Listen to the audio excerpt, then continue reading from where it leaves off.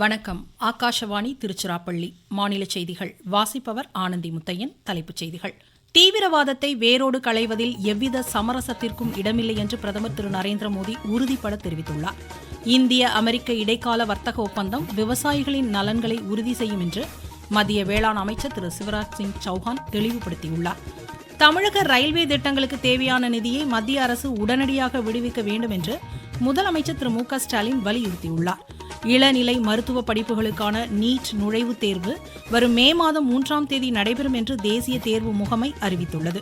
புதுதில்லியில் ஆசிய துப்பாக்கி சுடுதல் சாம்பியன் பட்ட போட்டியின் 10 மீட்டர் ஏர் ரைபிள் கலப்பு இரட்டையர் பிரிவில் இந்தியாவின் இளவேனில் வாளறிவன் அர்ஜுன் பபுதா இணை தங்கப்பதக்கம் வென்றுள்ளது. இனி விரிவான செய்திகள். தீவிரவாதத்தை வேரோடு அழிப்பதில் இரட்டை நிலைப்பாடு மற்றும் எவ்வித சமரசத்திற்கும் இடமில்லை என்று பிரதமர் திரு நரேந்திர மோடி உறுதிபட தெரிவித்துள்ளார். 2 நாள் பயணமாக மலேசியா சென்றுள்ள பிரதமர் கோலாலம்பூரில் அந்நாட்டு பிரதமர் அன்வர் இப்ராஹிமுடன் மேற்கொண்ட பேச்சுவார்த்தைகளை தொடர்ந்து கூட்டாக வெளியிட்ட அறிக்கையில் இந்தியா மலேசியா இடையே ராணுவம், கடல்சார் பாதுகாப்பு, அறிவுசார் பரிமாற்றங்களை அதிகரிக்க இரு நாடுகளும் ஒப்புக்கொண்டுள்ளதாக கூறினார். இந்தோ பசிபிக் பிராந்தியத்தில் ஆற்றல் மையமாக இந்தியா மலேசியா திகழ்வதாக கூறிய பிரதமர் இப்பகுதியில் அமைதி மற்றும் ஸ்திரத்தன்மையின் அவசியத்தை சுட்டிக்காட்டினார். ஆசியான் இந்திய வர்த்தக சரக்கு ஒப்பந்தத்தை மிக விரைவில் இறுதி செய்ய இரு நாடுகளும் ஒப்புக்கொண்டுள்ளதாக பிரதமர் கூறினார். எரிசக்தி, உள்கட்டமைப்பு, உற்பத்தி மற்றும் டிஜிட்டல் பொருளாதாரம் உள்ளிட்ட துறைகளில் பரஸ்பர ஒத்துழைப்பு அதிகரிக்கப்படும் என்று தெரிவித்த பிரதமர் தமிழ் மொழியை உள்ளடக்கிய வலுவான கல்வி, கலாச்சார உறவுகள் மேம்படுத்தப்படும் என்றார். செமி கண்டக்டர், பேரிடர் மேலாண்மை, ஊழல் தடுப்பு நடவடிக்கைகள், ஒளி இணை தயாரிப்புகளை மேம்படுத்துவது உள்ளிட்ட பல்வேறு புரிந்துணர்வு ஒப்பந்தங்கள் இந்த பேச்சுவார்த்தையின் போது கையெழுத்தாயின. இந்தியா அமெரிக்க இடைக்கால வர்த்தக ஒப்பந்தத்தில் விவசாயிகளின் நலன்கள் புறக்கணிக்கப்பட்டுள்ளதாக காங்கிரஸ் தெரிவித்துள்ளதற்கு மத்திய வேளாண் அமைச்சர் திரு சிவராஜ் சிங் சௌஹான் மறுப்பு தெரிவித்துள்ளார். போபாலில் இன்று செய்தியாளர்களிடம் பேசிய அவர், இந்திய விவசாயிகளின் நலன்களுக்கு எதிரான எந்தவொரு அம்சமும் இந்த ஒப்பந்தத்தில் இடம்பெறவில்லை என்று தெளிவுபடுத்தினார்.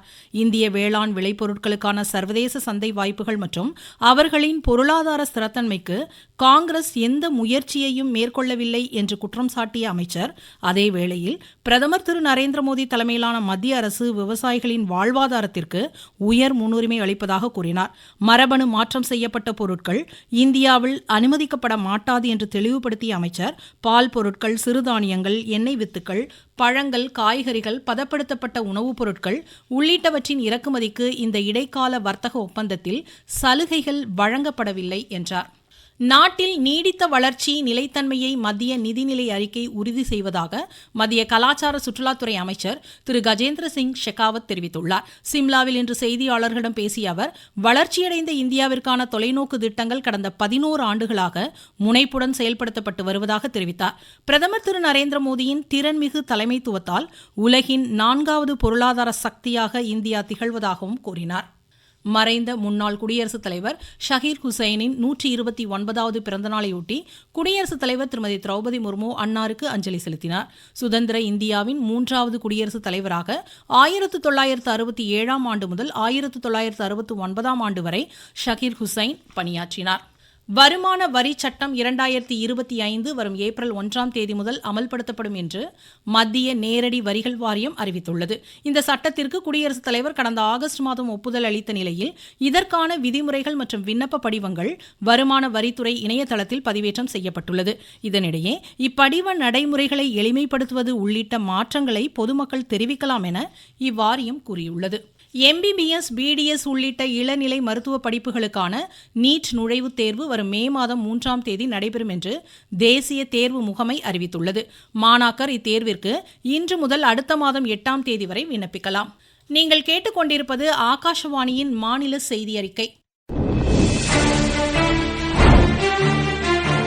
ஊரக வளர்ச்சிக்கான புதிய அத்தியாயம். வளர்ச்சியடைந்த இந்தியாவிற்கான ஊரக வேலைவாய்ப்பு உறுதி மற்றும் வாழ்வாதார சட்டம். இந்த சட்டம் ஆண்டிற்கு 125 நாட்கள் வேலையை உறுதி செய்கிறது.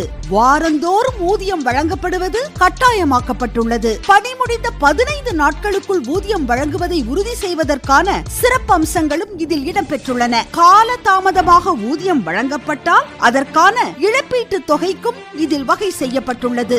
வளர்ச்சியடைந்த இந்தியாவிற்கான பயணத்தில் மோடி அரசு தொடரும் சீர்திருத்த நடவடிக்கைகள். தமிழக ரயில்வே திட்டங்களுக்கு தேவையான நிதியை தாமதமின்றி உடனடியாக விடுவிக்க மத்திய அரசு நடவடிக்கை எடுக்க வேண்டும் என்று முதலமைச்சர் திரு மு க ஸ்டாலின் வலியுறுத்தியுள்ளார். இதுகுறித்து பிரதமருக்கு இன்று அவர் எழுதிய கடிதத்தில் மதுரை, தூத்துக்குடி, கன்னியாகுமரி, நாகர்கோவில், மயிலாடுதுறை, திருவாரூர், மன்னார்குடி, நீடாமங்கலம் அகல ரயில்பாதை திட்டங்கள் உட்பட நிலுவையில் உள்ள திட்டங்களுக்கு மாநில அரசின் நிலம் கையகப்படுத்தும் பணிகள் முழுமையாக நிறைவடைந்துள்ளதை சுட்டிக்காட்டினார். மாநிலத்தில் பல்வேறு ரயில் திட்டங்களை செயல்படுத்த 2500 ஹெக்டேர் பரப்பிலான நிலம் கையகப்படுத்த நிர்வாக ஒப்புதல் வழங்கப்பட்ட நிலையில் 931 ஹெக்டேர் பரப்பிலான நிலங்களுக்கு மத்திய அரசு நிதி ஒதுக்கவில்லை என்று குறிப்பிட்டார்.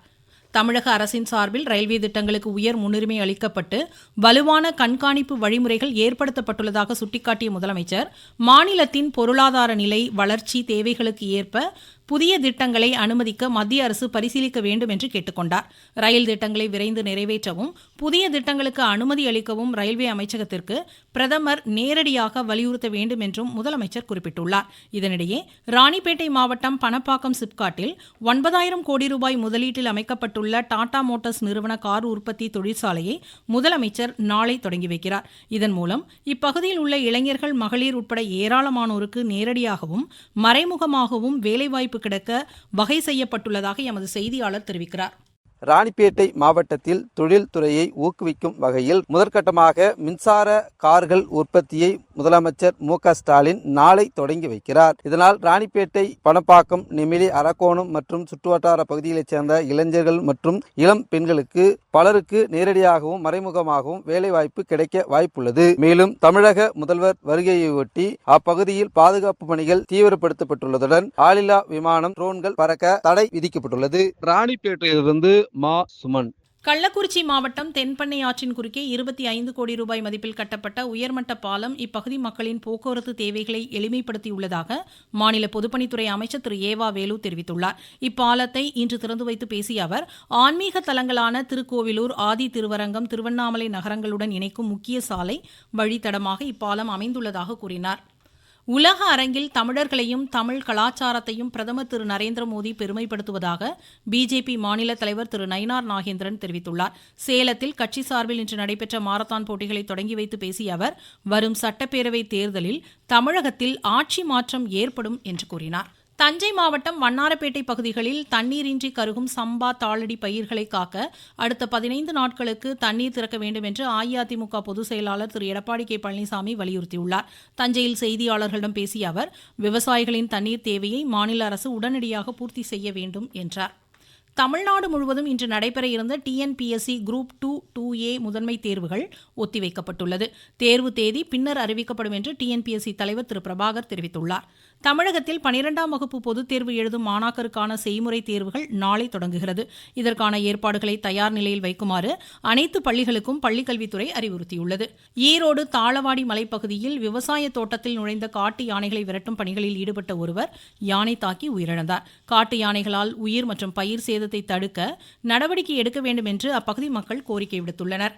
தஞ்சை மாவட்டம் திருவிடைமருதூர் அம்மா சத்திர பகுதியில் 1 கோடி ரூபாய் மதிப்பிலான திட்ட இல்லம் கட்டும் பணிகளுக்கு மாநில உயர்கல்வித்துறை அமைச்சர் திரு கோவி செழியன் இன்று அடிக்கல் நாட்டினார். சிவகங்கை மாவட்டத்தில் தமிழ்நாடு கட்டுமான தொழிலாளர் நல வாரியத்தில் பதிவு செய்துள்ள கட்டுமான தொழிலாளர்களின் வாரிசுதாரர்களுக்கு இணைய வழி திறன் மேம்பாட்டு பயிற்சிகள் வழங்கப்பட உள்ளதாக ஆட்சித்தலைவர் திருமதி பொற்கொடி தெரிவித்துள்ளார். காஞ்சிபுரம் மாவட்டத்தில் உளுந்து விவசாயிகள் தேசிய வேளாண் கூட்டுறவு விற்பனை இணையத்தின் மூலம் நேரடியாக விற்பனை செய்யலாம் என மாவட்ட ஆட்சித்தலைவர் திருமதி கலைச்செல்வி மோகன் தெரிவித்துள்ளார். நெல்லை ஸ்ரீ வேணுவன குமார முருகன் கோவில் குடமுழுக்கு விழா இன்று வெகு விமரிசையாக நடைபெற்றது. புதுதில்லியில் ஆசிய துப்பாக்கி சுடுதல் சாம்பியன்ஷிப் போட்டியின் 10 மீட்டர் ஏர் ரைபிள் கலப்பு இரட்டையர் பிரிவில் இந்தியாவின் இளவேனில் வாளறிவன் அர்ஜுன் பபுதா இணை தங்கப்பதக்கம் வென்றுள்ளது. 6 சுற்றுகளின் முடிவில் 505 புள்ளிகளுடன் இந்திய அணி பதக்கத்தை வென்று சாதனை படைத்துள்ளது. மீண்டும் தலைப்புச் செய்திகள்.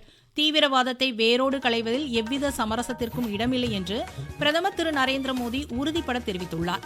இந்திய அமெரிக்க இடைக்கால வர்த்தக ஒப்பந்தம் விவசாயிகளின் நலன்களை உறுதி செய்யும் என்று மத்திய வேளாண் அமைச்சர் திரு சிவராஜ் சிங் சௌஹான் தெளிவுபடுத்தியுள்ளார். தமிழக ரயில்வே திட்டங்களுக்கு தேவையான நிதியை மத்திய அரசு உடனடியாக விடுவிக்க வேண்டும் என்று முதலமைச்சர் திரு மு க ஸ்டாலின் வலியுறுத்தியுள்ளார். இளநிலை மருத்துவ படிப்புகளுக்கான நீட் நுழைவுத் தேர்வு வரும் மே மாதம் 3ஆம் தேதி நடைபெறும் என்று தேசிய தேர்வு முகமை அறிவித்துள்ளது.